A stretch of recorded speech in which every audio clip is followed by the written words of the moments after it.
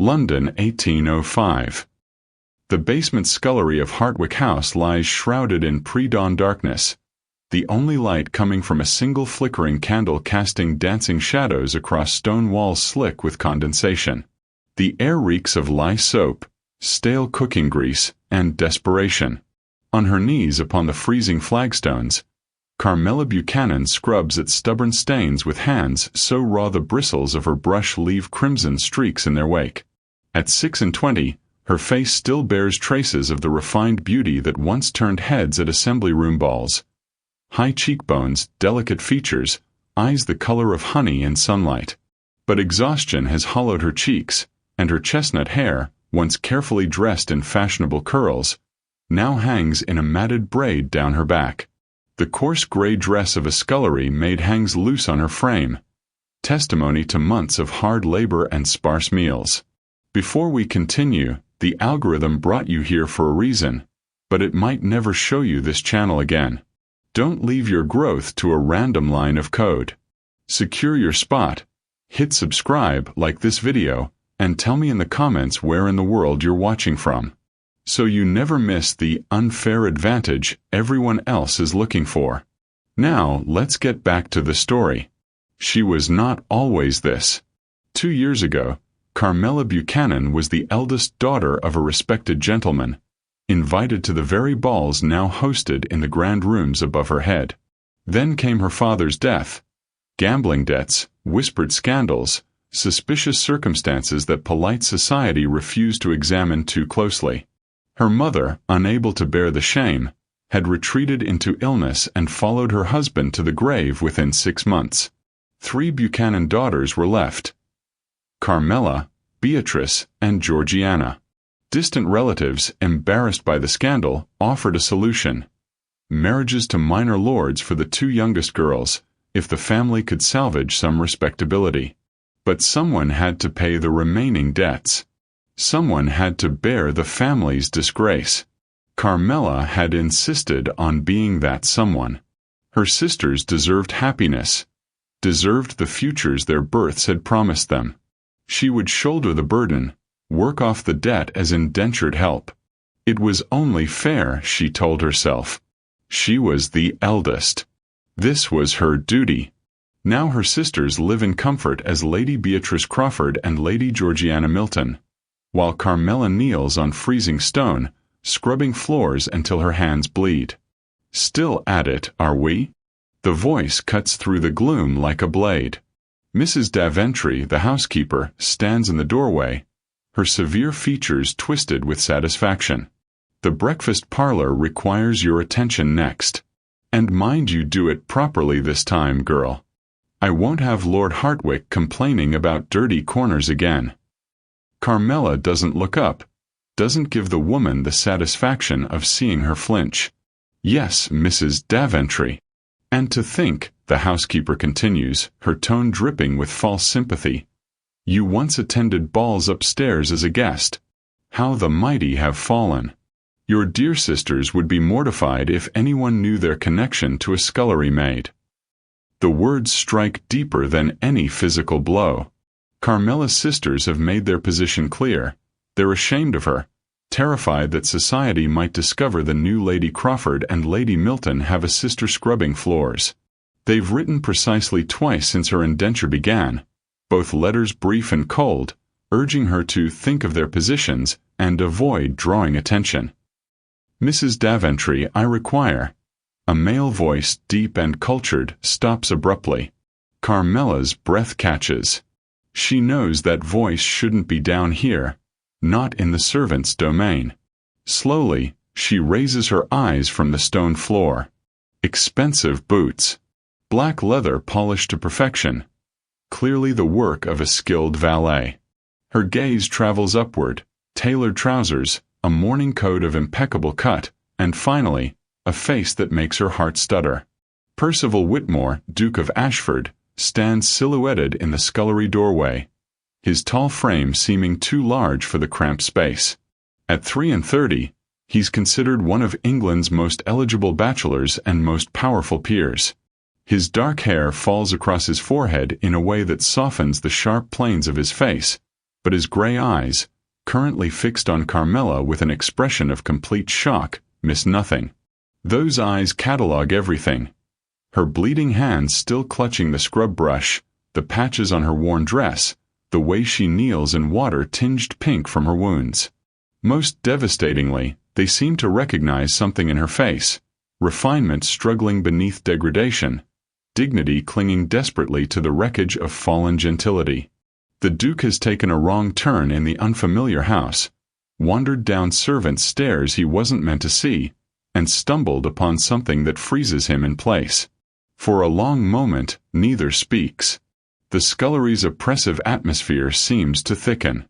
Mrs. Daventry begins sputtering apologies about disturbing his grace, but the Duke raises one hand to silence her, his gaze never leaving Carmela's face. "Your Grace," Carmela finally manages, dropping her eyes and executing an awkward curtsy from her kneeling position. Her voice, refined despite everything, seems to startle him further. "Who are you?"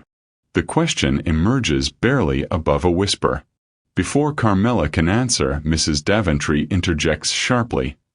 "Just a scullery maid, Your Grace. No one of importance. I'll direct you back to the main house immediately." "I asked her." The Duke's tone brooks no argument. His eyes return to Carmela, searching, questioning, as though trying to solve a puzzle that makes no sense. Carmela's throat tightens. She should give her name, explain nothing, return to her scrubbing. Instead, she meets his gaze steadily, one brief moment of defiance, of refusing to bow her head in shame, and sees something shift in those gray eyes. Recognition. Not of her specifically, but of something familiar. Pain, perhaps. Or injustice.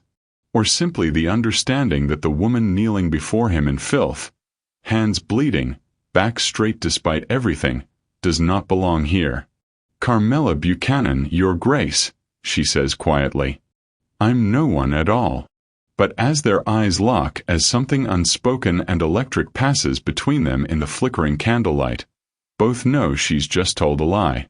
Then she fled to the library, collapsing into a chair, trembling violently.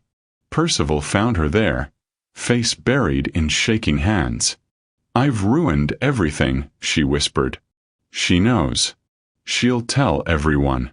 "I'll destroy you." He knelt before her, gently taking her scarred hands in his. "Carmela, look at me." Amber eyes met gray, drowning in shame. "You were magnificent tonight," he said fiercely.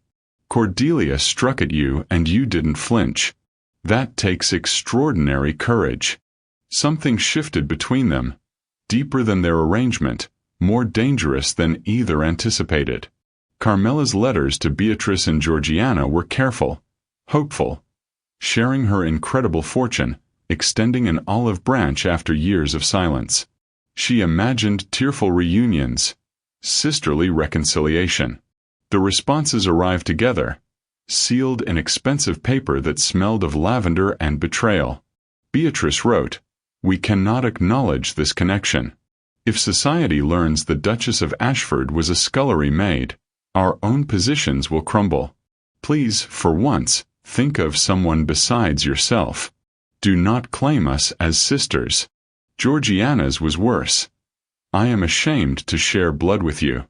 Your selfishness in accepting such a scandalous elevation will destroy us. Stay away from our families." Carmela read them twice, 3 times, until the words blurred. These wounds cut deeper than any inflicted by scrub brushes or Mrs. Daventry's cruelty. She'd sacrificed everything for them, and they repaid her with shame. Percival found her curled in the window seat, tears streaming silently down her face, crumpled letters in her lap. When he read them, fury turned his eyes to winter storms. "They're cowards," he said, voice shaking with rage. "You're worth 1,000 of them." But Carmela only heard confirmation of her deepest fear. She was inherently shameful, a stain on anyone connected to her. The wedding day arrived gray and quiet. No grand ceremony, no celebration. Just intimate vows exchanged in Ashford House's small chapel. Lady Margaret witnessed, dabbing her eyes. A handful of Percival's trusted friends attended. Carmela wore ivory silk and felt like an impostor. "I, Percival, take you, Carmela." His voice was steady. Hers trembled. The ring, his mother's sapphires, settled onto her finger with finality. That night, Percival honored their arrangement, retiring to his own chambers. Carmela lay alone in the Duchess's bed, staring at connecting doors that remained closed. Both stayed awake, hyper-aware of the other's nearness, the boundary neither would cross. Yet days passed, and something unexpected emerged. Breakfasts became conversations. Carmela's observations on books she'd read, Percival's dry wit about parliamentary politics. Afternoon walks in the garden revealed shared views on social reform. Evenings in the library found them reading companionably, occasionally sharing passages aloud. Carmela's intelligence flourished without fear. Percival's warmth melted through aristocratic reserve. They were becoming friends. Perhaps something more. Neither dared name it. The Pemberton Ball was the season's pinnacle. Every person of consequence crowded into glittering rooms. Carmela's hand trembled on Percival's arm as they entered, emerald silk rustling around her ankles. Whispers rippled through the assembly like wind through wheat. Near the entrance, Lady Cordelia held court, her smile sharp as broken glass. As Carmela and Percival passed, her voice rang out, crystalline and devastating. How extraordinary!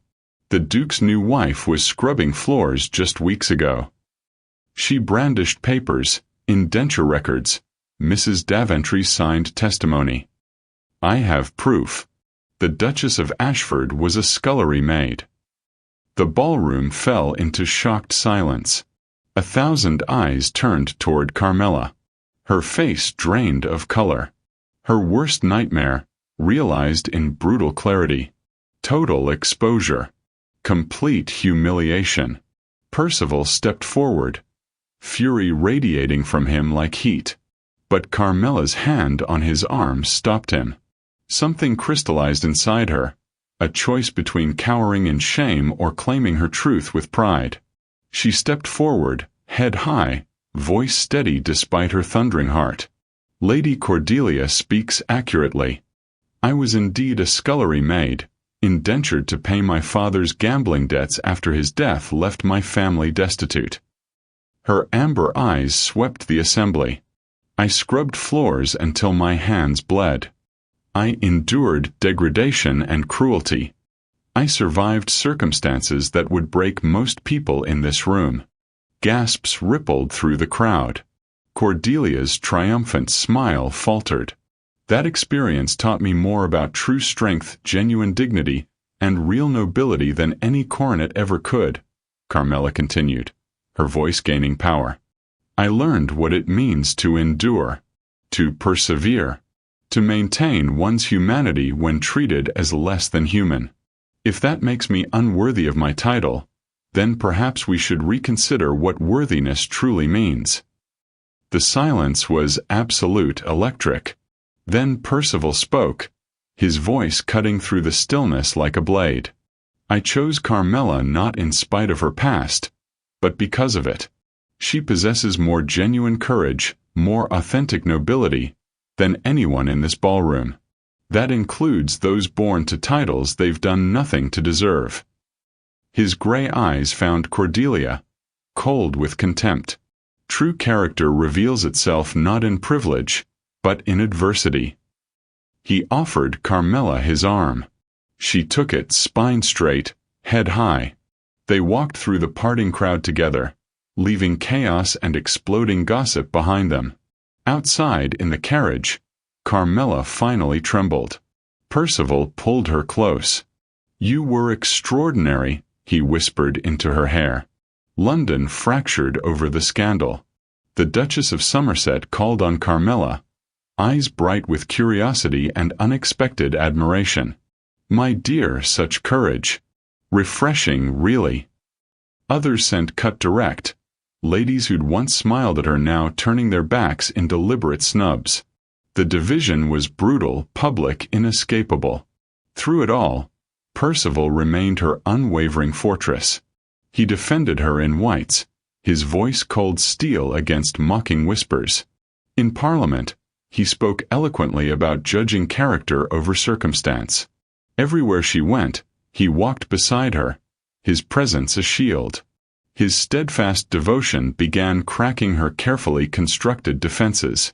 After Lady Haversham's musicale, where 3 women literally turned their backs when Carmela approached, she maintained composure until their carriage door closed.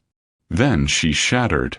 Sobs tore from her throat, years of suppressed anguish finally breaking free. Percival pulled her into his arms, holding her as she wept against his chest. "I'm stained," she choked out between sobs. "My father's disgrace, my degradation. It's permanent. I'll never be clean enough, worthy enough to stand beside you. You deserve better than a wife who brings you shame." "Stop." Percival's voice was fierce, tender. He cupped her face, forcing her to meet his eyes. "Your father's choices are not your burden. You survived circumstances that would destroy most people. That doesn't stain you. It proves your extraordinary strength." "Percival." "I am honored," he said, each word deliberate, "to call you my wife." Something shifted. The air between them charged electric. He kissed her. Tentative at first, questioning. She answered by pulling him closer, desperate, hungry for connection. The kiss deepened, became consuming. Years of loneliness, fear, and unspoken longing poured between them. That night, the connecting doors finally opened. Their union was tender, passionate. 2 equals choosing each other freely, not from obligation but desire. Carmela discovered joy in vulnerability, strength in surrender. Percival worshipped her scarred hands, kissed every mark survival had left on her body, and called each one beautiful. Afterward, lying in his arms, skin against skin, heartbeats synchronizing, Carmela understood the terrifying truth. She'd fallen completely, irrevocably in love with him. But did he feel the same? Or was this compassionate kindness? Duty elevated to tenderness? She traced patterns on his chest, afraid to ask, afraid to shatter this fragile perfection. "Carmela," he whispered into the darkness. She held her breath, waiting. Cordelia's fury was ice-cold, calculating. Her public humiliation demanded retribution beyond mere exposure. She needed total destruction. The letter to Beatrice and Georgiana was masterfully crafted. "Publicly denounce your sister as a manipulative fortune hunter who entrapped the Duke, and I will ensure your positions remain secure, enhanced even through my considerable influence. Refuse, and society will learn you're the Scullery maid sisters." Terror made cowards of them both. They agreed. The letter appeared in the Times, signed by both sisters. "We feel compelled to reveal our sister Carmela's true nature. She deceived us about her circumstances, always displaying manipulative ambition.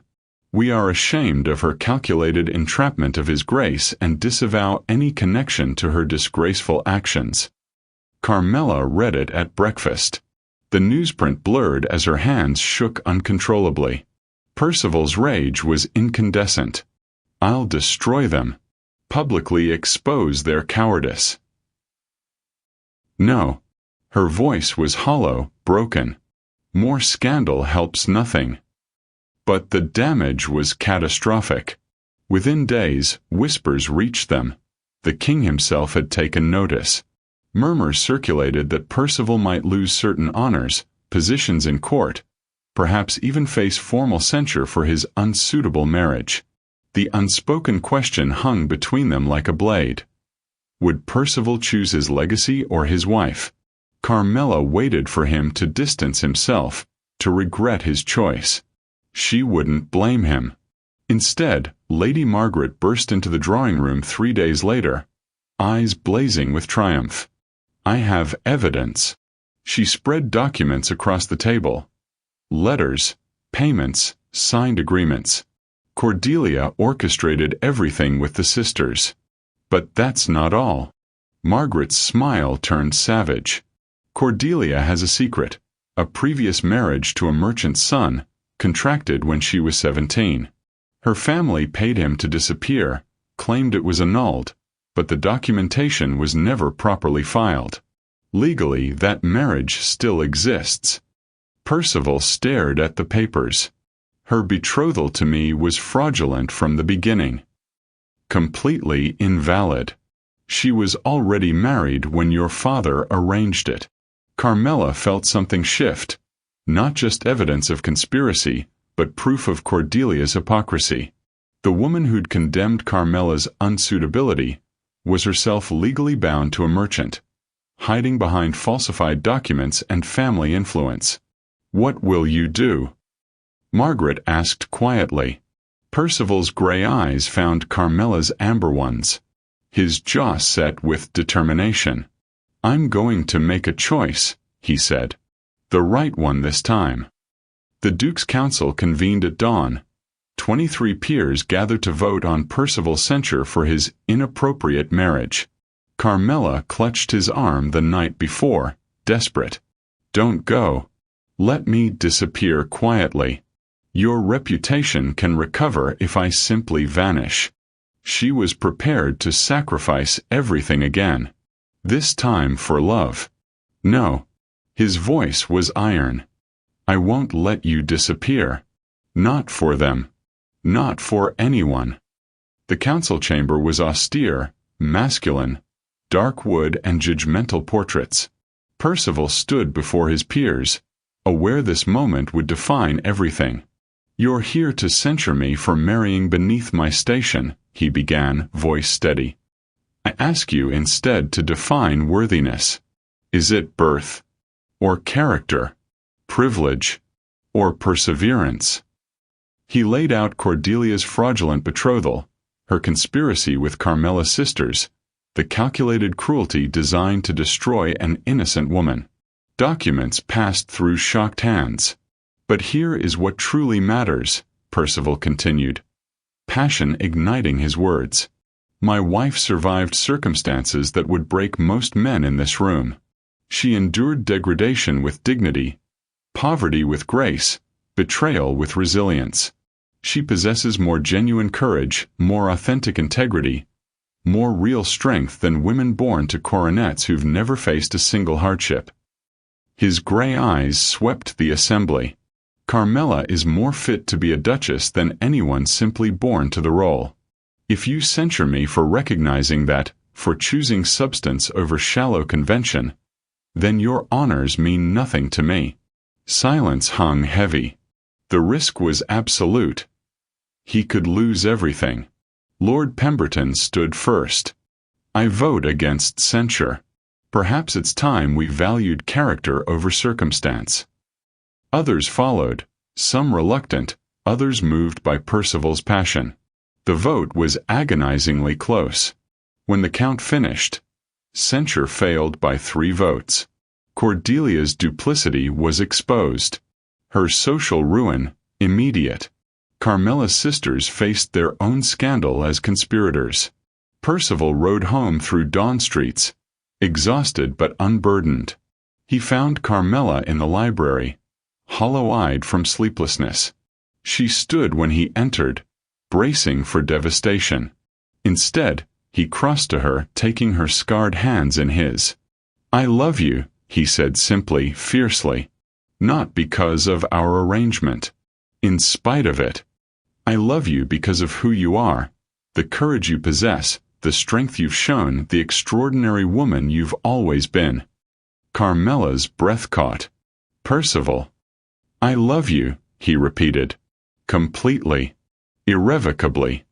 She kissed him through tears. Joy, relief, love finally spoken aloud.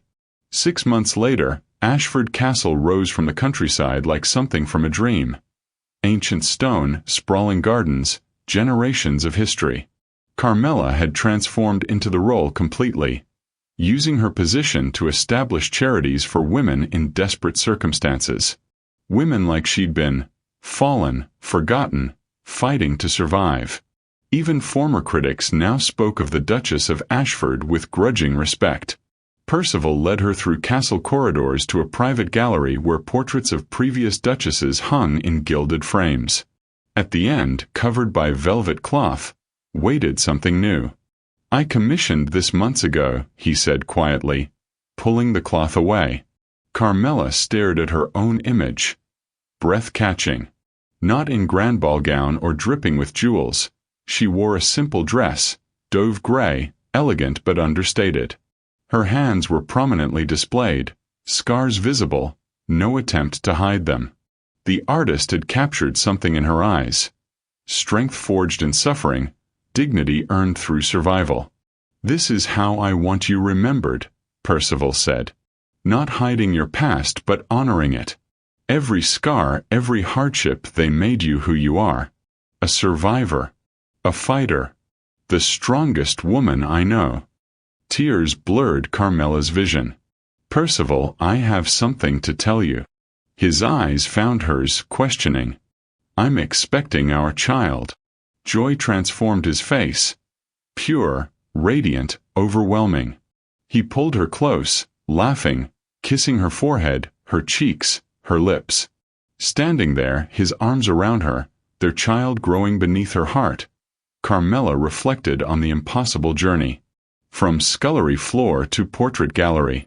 From worthless to priceless. She'd learned worthiness isn't granted by others but claimed by oneself. That true love sees scars as marks of survival, not shame. That the greatest nobility comes not from bloodlines but from choosing kindness, courage, compassion. "You know what's strange?" Percival murmured against her hair. "I thought I was rescuing you that day in the scullery." "You did rescue me." "No."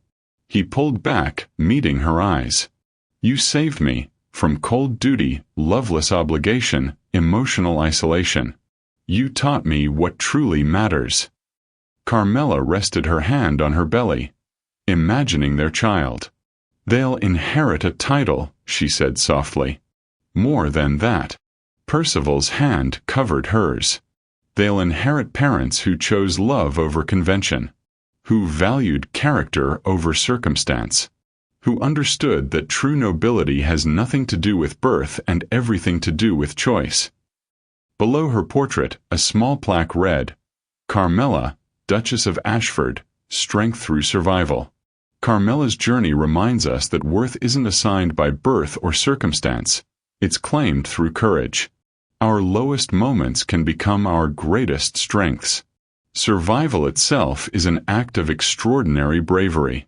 Your scars, whether visible or hidden, are evidence of battles won, not shame to hide. True nobility lies in recognizing worth where others see only degradation. Rest peacefully tonight, knowing you possess inherent value that no circumstance can erase. Someone, perhaps when least expected, will see past your scars to the strength beneath. Your story of transformation awaits its unfolding. Thank you for watching this story to the end. See you in the next video.